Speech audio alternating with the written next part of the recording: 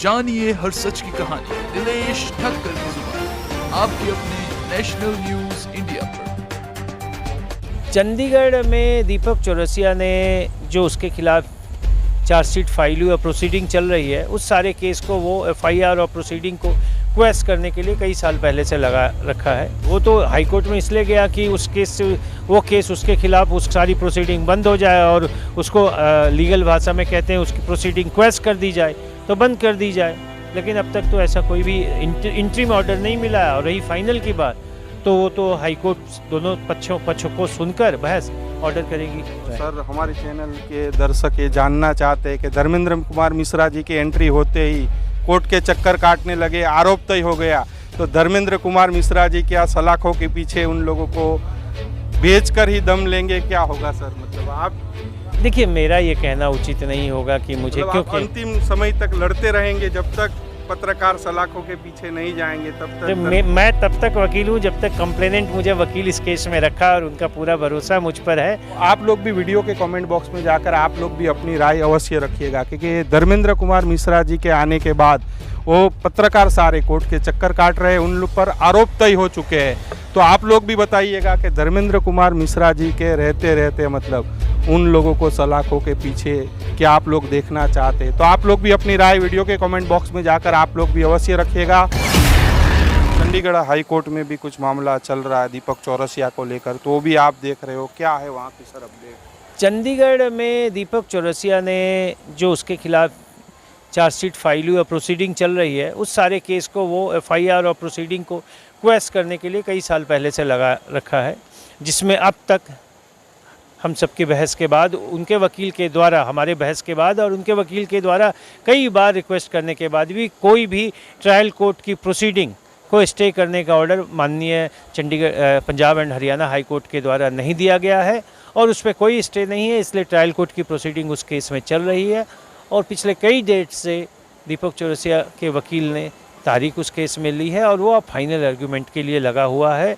वो भी 27 नवंबर 2025 को लगा हुआ है। तो सर, क्या मतलब दीपक चौरसिया क्या इच्छ रहा है कि मतलब जो गुड़गांव के अंदर जो कार्यवाही चल रही है उसके ऊपर, तो क्या वो हाई कोर्ट से स्टे दिलाना चाहता है और उसका नाम हटाना चाहता है कि उस कार्यवाही? नहीं, वो तो हाई कोर्ट में इसलिए गया कि उस केस से वो केस उसके खिलाफ उस सारी प्रोसीडिंग बंद हो जाए और उसको लीगल भाषा में कहते हैं उसकी प्रोसीडिंग क्वेश कर दी जाए, तो बंद कर दी जाए। लेकिन अब तक तो ऐसा कोई भी इंटरिम ऑर्डर नहीं मिला है। और रही फाइनल की बात, तो वो तो हाई कोर्ट दोनों पक्षों को सुनकर बहस ऑर्डर करेगी। क्योंकि सर 2013 से ये मामला पेंडिंग है, देख रहे हैं कि लंबा समय से ये मामला खींचता जा रहा है, क्योंकि आपके आने के बाद ही ये पत्रकार कोर्ट में पेशी होने लगी और आपके आने के बाद ही मतलब इन लोगों पर नकेल कसी और आरोप तय हो चुके हैं सर। तो क्यों इतना लंबा खींचा जा रहा है? और सर, क्या आपके रहते मतलब, क्योंकि काफ़ी बीच में भी पत्रकारों ने आपके खिलाफ एप्लीकेशन दायर की थी कि धर्मेंद्र मिश्रा जी इस केस में ना रहे, तो क्या सर, क्या लग रहा है कि इन लोगों को डर सता रहा है कि आपके रहते मतलब ये लोग सलाखों के पीछे चले जाएंगे? देखिए, जहाँ तक कि हाई कोर्ट की प्रोसीडिंग के चलते नीचे की देरी की बात, तो ये बात तथ्यों पे और कानूनन सही नहीं है। हाई कोर्ट ने नीचे की प्रोसीडिंग कोई स्टे नहीं किया है, इसलिए वो प्रोसीडिंग चल रही है। मेरे खिलाफ नहीं लगाया, एक कानूनी एप्लीकेशन था कि कंप्लेनेंट के काउंसिल जो इस केस में मैं हूँ, मुझे कोर्ट में बोलने का हक डायरेक्ट नहीं है और मेरे हक को उन्होंने चैलेंज किया। मेरे हक मतलब कि कंप्लेनेंट के वकील का हक, मतलब कंप्लेनेंट को अपने वकील के थ्रू हक नहीं है, जो खारिज कर दी गई। तो वो अपने कानून के हक को कोर्ट में एप्लीकेशन के तहत लाने की कोशिश करते हैं। वो हक जहां उनका नहीं होता, कोर्ट खारिज कर देती है। रही बात कितनी जल्दी डिसाइड होगा, तो हम लोग सब चाहते हैं कि वो केस जल्दी से जल्दी उसमें निर्णय आए। क्या होगा ये तो कयास मैं नहीं लगा सकता।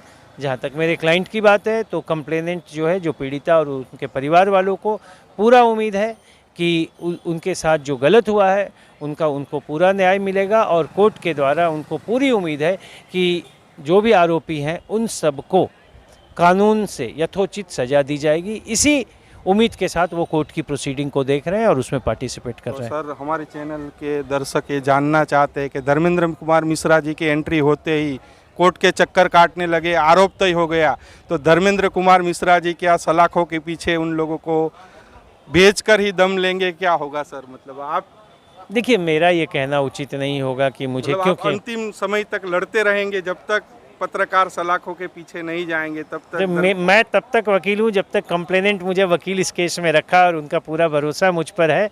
और तो मैं यही चाहूँगा कि जो पीड़िता और उनके परिवार चाहते हैं कि उनको न्याय मिले और उनके खिलाफ जो भी इल्लीगल काम और कानूनी अपराध किया गया है उनको सज़ा मिले, और जो भी आरोपी हैं इस केस में उनको सज़ा मिले। तो मैं तो उनको रिप्रेजेंट करता हूं, तो मेरी पूरी कानूनी कोशिश रहेगी कि उनके न्याय पाने की जो इच्छा है और जो उनका न्याय के रास्ते का न्यायिक युद्ध है उसमें मैं एज ए वकील उनको रिप्रेजेंट करते रहूं और अपने काबिलियत के अनुसार उनको कानूनी सलाह और कानूनी रिप्रेजेंटेशन कोर्ट में देता रहूं।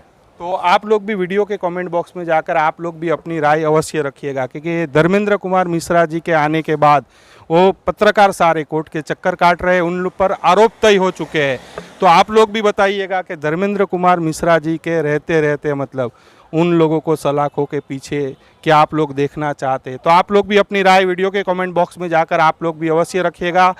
जानिए हर सच की कहानी दिनेश ठक्कर की जुबान, आपके अपने नेशनल न्यूज इंडिया पर।